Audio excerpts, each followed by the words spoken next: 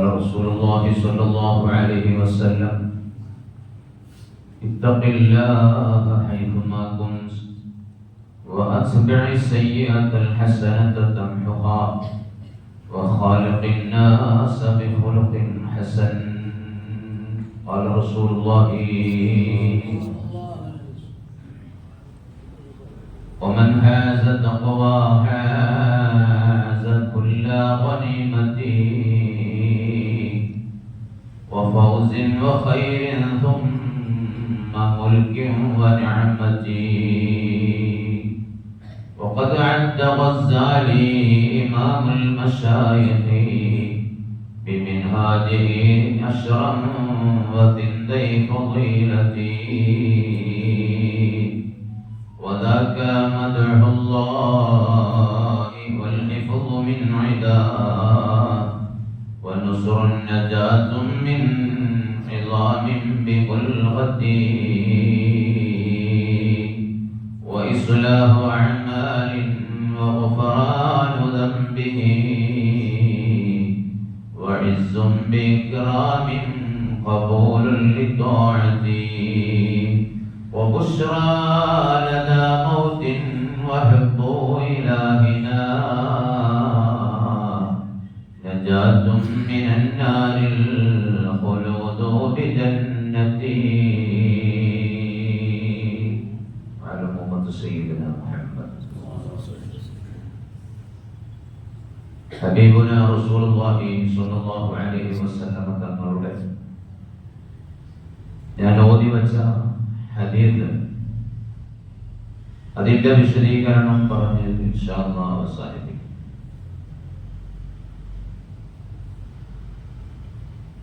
അല്ലാഹുവിന്റെ റസൂൽ സ്വല്ലല്ലാഹു അലൈഹി വസല്ലം തങ്ങൾ പറഞ്ഞു ഇത്തഖില്ലാഹ ഹൈതുമാ കുൻത്, നീ അല്ലാഹുവിന് തഖ്വ ഉള്ളവനായി ജീവിക്കണം. ഹൈതുമാ കുൻത, നീ എവിടെയായിരുന്നാൽ, നീ എവിടെയായിരുന്നാലും എന്ന് പറഞ്ഞാൽ നാട്ടിലായാലും വിദേശത്തായാലും യാത്രയിലായാലും അതല്ലെങ്കിൽ ഏതെങ്കിലും പ്രതിസന്ധി ഘട്ടങ്ങളിലായാലും ഏത് അവസ്ഥയിലാണെങ്കിലും നീ അല്ലാഹുവിന് തഖ്വ ഉള്ളവനായി ജീവിക്കണം. ഒരു മനുഷ്യൻ തന്റെ പ്രത്യേകമായ ഒരു തിരക്കിലുമൊന്നുമല്ലാതെ ഫ്രീ ആയി തന്റെ നാട്ടിലുള്ളപ്പോ അവനെല്ലാം അവൻ ഓരോന്നും അതാതിന്റെ മുറക്ക് തന്നെ കൃത്യമായി അവൻ ചെയ്യേണ്ടതുണ്ട്. അതേ സമയത്തും യാത്രയിലാകുമ്പോ അവന്റെ യാത്രയിൽ ചില ഇളവുകളും ചില ആനുകൂല്യങ്ങളും ഒക്കെ ഉണ്ട്. അപ്പോഴും ആ യാത്രയിൽ ആ ഇളവുകളും ആനുകൂല്യങ്ങളും ഉപയോഗിച്ചുകൊണ്ട് അവൻ അല്ലാഹുവിനെ തഖ്വ ചെയ്ത് കൽപ്പിക്കപ്പെട്ട കാര്യങ്ങൾ മുഴുവൻ ചെയ്തുകൊണ്ട് അവൻ തന്റെ യാത്രയിലും മുന്നേറേണ്ടതുണ്ട്. രോഗിയായി കിടക്കുന്ന അവസ്ഥയിലാണെങ്കിൽ അവനോടും അവന് കഴിയുന്ന രൂപത്തിലൊക്കെ കുറെ ഇളവുകളൊക്കെ അവന് നൽകിക്കൊണ്ട് തഖ്വയിലായി കഴിഞ്ഞുകൂടാൻ അവനോടും നിർദ്ദേശിക്കപ്പെട്ടിട്ടുണ്ട്. ഞാൻ രോഗിയാണ്, അതുകൊണ്ട് എനിക്ക് അത് ബാധകല്ല ഇത് ബാധകല്ല എന്ന് പറഞ്ഞ് ഒന്നും അവന് തള്ളിമാറ്റാൻ പറ്റുകയില്ല. അവന്റെ നിസ്കാരങ്ങളിലൊക്കെ കുറെ ഇളവുകൾ കൊടുത്തതുപോലെ നോമ്പിലും അവൻ ഇളവ് കൊടുത്തു. ഇങ്ങനെ ഓരോ കർമ്മങ്ങളിലും ഇളവ് കൊടുത്തു. ഈ ആശയങ്ങളെല്ലാം, ഈ വിശദീകരണങ്ങളെല്ലാം ഹൈതുമാ കുന്ത എന്നതിന്റെ വ്യാഖ്യാനത്തിൽ മഹാന്മാർ രേഖപ്പെടുത്തുന്നുണ്ട്. നീ എവിടെയായിരുന്നാലും ഏത് അവസ്ഥയിലായിരുന്നാലും അതിനനുസരിച്ച് നീ അല്ലാഹുവിന്റെ തഖ്വ ഉള്ളവനാണ്.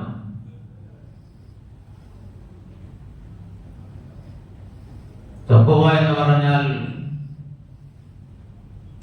തജന്നബു കുല്ലി മൻഹിയിൻ അൻഹു വഫിഅലു കുല്ലി മഅ്മൂരിൻ ബി, വിരോധിക്കപ്പെട്ട കാര്യങ്ങളെല്ലാം ഉപേക്ഷിക്കലും കൽപ്പിക്കപ്പെട്ട കാര്യങ്ങളൊക്കെ പ്രവർത്തിക്കലും, ഇതിനാണ് തഖ്വ എന്ന് പറയുന്നത്. ഇംതിസാലു അവാമിരില്ലാഹി തആല വജിനാബു നവാഹിഹി.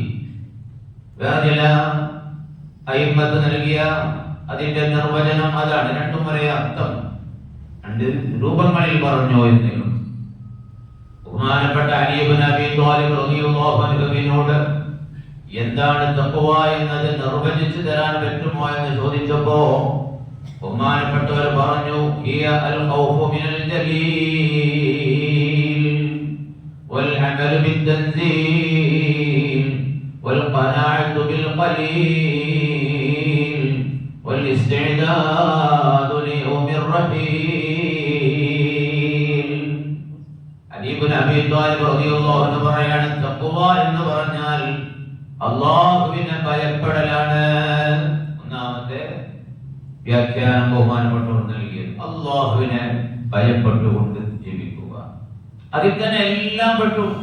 ഒരാൾക്ക് അല്ലാഹുവിനെ ഭയമുണ്ടെങ്കിൽ പിന്നെ പറഞ്ഞ കാര്യമൊക്കെ ചെയ്യുമല്ലോ, ചെയ്യരുതെന്ന് പറഞ്ഞൊക്കെ ഒഴിവാക്കുകയും ചെയ്യും. പിന്നീട് വൽ അമലു ബിത്തൻസീൽ, വിശുദ്ധമായ ഖുർആനിൽ നിർദ്ദേശിക്കപ്പെട്ടതനുസരിച്ച് പ്രവർത്തിച്ച് ജീവിക്കുക. മൂന്നാമതായി വൽ ഖനാഅതു ബിൽ ഖലീൽ, അല്ലാഹു തആല തന്ന കുറഞ്ഞ ജീവിതോപാധികൾ, സൗകര്യങ്ങൾ, അതിൽ തൃപ്തിപ്പെട്ട് ജീവിക്കുക. തന്നെക്കാൾ ഒരുപാട് ഉയർന്ന നിലവാരമുള്ള ആളുകൾ ഉണ്ടാകും എല്ലാം കൊണ്ടും. പക്ഷെ അതിലേക്കൊന്നും കണ്ണു നട്ടുകൊണ്ട് വെറുതെ അസൂയ ഉണ്ടാകുന്ന രൂപത്തിൽ ചിന്തിക്കാൻ പാടില്ല. എനിക്ക് അല്ലാഹു കണക്കാക്കിയത് ഇതാണെന്നതിലേക്ക് അതിൽ തൃപ്തി അടഞ്ഞ് ജീവിക്കുക. അതിൽ ബർക്കത്തുണ്ടോ? പിന്നെ വൽ ഇസ്തിഅദാദു ലിയൗമിർ റഹീൽ, യാത്ര പോകുന്ന ദിവസത്തിന് വേണ്ടിയുള്ള തയ്യാറെടുപ്പുകൾ നടത്തുക. നാലാമത്തെ വിശദീകരണം അതാണ് ബഹുമാനപ്പെട്ടവർ പറഞ്ഞത്. ഇവിടുന്ന് ഒരു ദിവസം യാത്ര പോകാനുണ്ട്. ആ പോകുന്ന ദിവസം കയ്യിൽ ഒരുപാട് വസ്തുക്കൾ കരുതേണ്ടതുണ്ട്. ഒരുപാട് നമ്മളിപ്പോ ഇവിടുന്ന് വിദേശത്തേക്ക് യാത്ര പോകുകയാണെങ്കിൽ ഒരുപാട് ഒരുക്കങ്ങൾ ഒരുങ്ങി എല്ലാ തയ്യാറെടുപ്പുകളും നടത്തി രേഖകളൊക്കെ ക്ലിയർ ചെയ്തു. ഇനി ഒരു പ്രശ്നമില്ല, ഇനി അങ്ങ് കയറിപ്പോയാൽ മതി, അത് ഉറപ്പ് വരുത്തിയിട്ടാണല്ലോ നമ്മൾ പോവുക. എന്നതുപോലെ ഏറ്റവും വലിയൊരു യാത്രക്ക് പോകേണ്ടവരാണ് നമ്മളൊക്കെ. ആ യാത്രക്ക് പോകുന്ന ദിവസം നമ്മുടെ കൂടെ കരുതേണ്ട വസ്തുക്കളെ ഒക്കെ തയ്യാറാക്കി റെഡി ആയിക്കൊണ്ടായിരിക്കണം ഇവിടുന്ന് പോകുന്നത്. അലി ഇബ്നു അബീ ത്വാലിബ് റളിയല്ലാഹു അൻഹു ബഹുമാനപ്പെട്ടവർ ഈ പറഞ്ഞ ആശയത്തിൽ, വിശദീകരണത്തിൽ തഖ്വയുടെ എല്ലാ വശങ്ങളും ഉൾക്കൊണ്ടു. ഇങ്ങനെ ഒരുപാട് മഹത്തുക്കൾ ഒരുപാട് രൂപങ്ങളിൽ തഖ്വയെ വിവരിച്ചിട്ടുണ്ട്. ചില ആളുകൾ പറഞ്ഞു, ചില പണ്ഡിതന്മാർ പറഞ്ഞു തഖ്വല്ലാഹി തആല അല്ലാ യറാക ഹൈതു നഹാക വലാ യഫ്തിദക ഹൈതു അമറക. അല്ലാഹു നിന്നോട് വിരോധിച്ച സ്ഥലങ്ങളിൽ നിന്നെ കണ്ടുപോകരുത്. അല്ലാഹു വിരോധിച്ചിടത്ത് നിന്നെ കണ്ടുപോകരുത്. അല്ലാഹു എന്തൊക്കെ കാര്യങ്ങൾ വിരോധിച്ചു, ആ വിരോധിച്ചത് നിന്നിൽ നിന്നുണ്ടാവാൻ പാടില്ല. അതും അത്തരം കാര്യങ്ങൾ ഉള്ളയിടത്ത് നിന്നെ കാണാൻ പാടില്ല. പിന്നെയോ വലാ യഫ്തിദക ഹൈതു അമറക, നിന്നോട് അല്ലാഹു തആല കൽപ്പിച്ചിടത്ത് നീ വരാതിരിക്കാനും പാടില്ല. നീ പോകണം, നീ ഹാജരാവണം എന്ന് പറഞ്ഞിടത്തൊക്കെ നീ പോകുകയും ഹാജരാവുകയും അവിടൊക്കെ നിന്റെ സാന്നിധ്യം ഉണ്ടാവുകയും വേണം. തഖ്വയുടെ ആ നിർവചനത്തിൽ നമ്മുടെ അമലുകളെല്ലാം ഉൾപ്പെടുകയാണ്. നമ്മളോട് കൽപ്പിക്കപ്പെട്ടു പള്ളിയിൽ പോകണം. പള്ളിയിലേക്ക് വരൂ, ഹയ്യ അലസ് സ്വലാ ഹയ്യ അലൽ ഫലാ എന്ന് വിളിക്കുമ്പോ നമ്മളോട് കൊണ്ട് വരാനുള്ള ഉത്തരവുകളാണത്. വരണം. ജമാഅത്തിന് വരിക എന്നത് തഖ്വയുടെ ഭാഗമാണ്.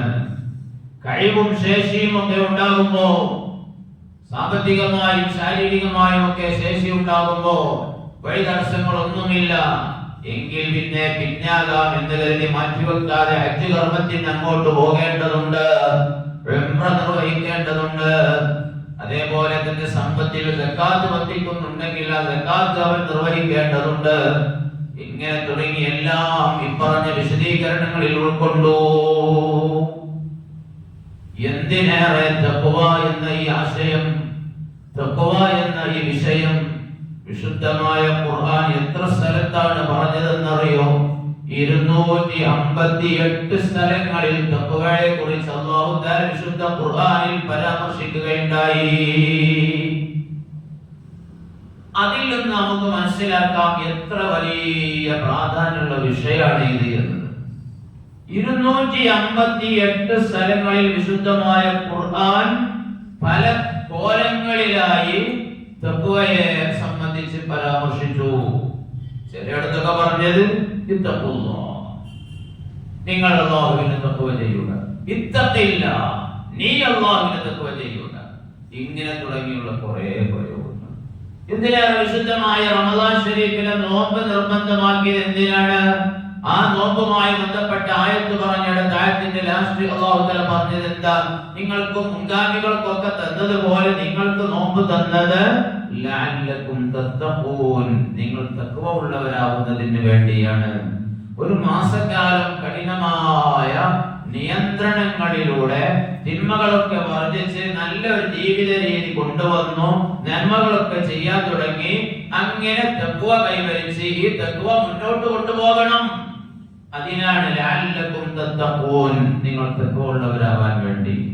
ഇങ്ങനെ പല കർമ്മങ്ങളും പറഞ്ഞ് അതിന്റെയൊക്കെ പിറകെ ലഅല്ലഹും യത്തഖൂൻ, ലഅല്ലകും തത്തഖൂൻ, ഇങ്ങനെ തുടങ്ങി ഓരോന്നിന്റെയും പുറകിലായി പറഞ്ഞത് കാണാം. ഇങ്ങനെയൊക്കെ പാടെ കൂടിയാണ് ഞാൻ പറഞ്ഞത് 258 സ്ഥലങ്ങളിൽ അല്ലാഹു തആല ഇത് പരാമർശിച്ചു.